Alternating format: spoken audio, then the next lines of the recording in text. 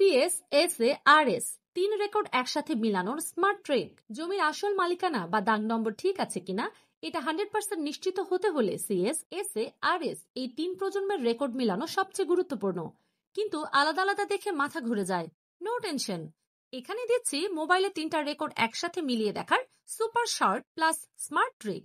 প্রথম ধাপ, তিন রেকর্ড আলাদা করে তুলে নিন।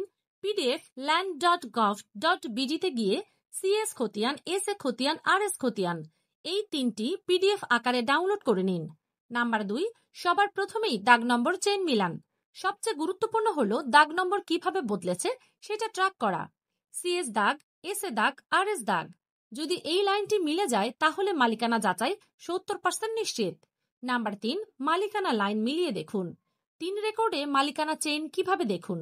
সিএস মালিকের নাম, এসএ মালিক বা উত্তরাধিকার বা ক্রয়, আরএস মালিক। নাম ভিন্ন হলে মিউটেশন বা হস্তান্তরের প্রমাণ খুঁজুন।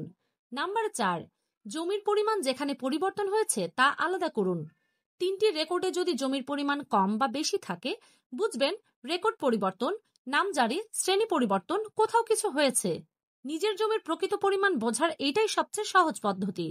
নাম্বার 5, শ্রেণী পরিবর্তন চেক করুন।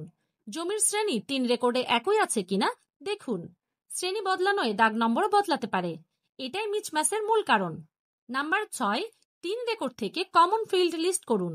আপনার নোটে লিখে নিন যে দাগ তিন রেকর্ডেই আছে, যে পরিমাণ মিলছে, যে মালিকানা লাইন পরিষ্কার। এগুলো মিললে জমি সেফ জোন। জমি কেনা বা কোনো চুক্তি করার আগে সিএস, এসএ, আরএস মিলিয়ে দেখায় প্রতারণা এড়ানোর সবচেয়ে শক্তিশালী কৌশল। 90% ফেক জমি এখানেই ধরা পড়ে। আইনি পরামর্শ বা তথ্য জানতে আমাদের ফলো করুন।